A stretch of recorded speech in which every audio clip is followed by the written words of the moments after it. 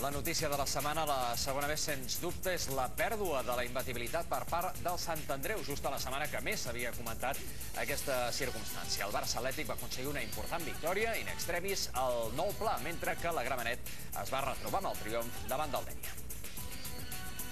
La primera derrota de la temporada pel Sant Andreu no va arribar ni pel mal joc ni per falta d'ambició. Al contrari, els quadribarrats van dominar i Dani Martí va enviar una pilota al pal al començament de la segona meitat. Res feia preveure que en ple domini del Sant Andreu, en una jugada aïllada, Trujillo s'inventaria aquesta rematada que significava l'1-0.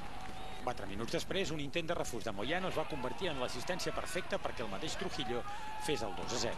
El Sant Andreu no es va rendir.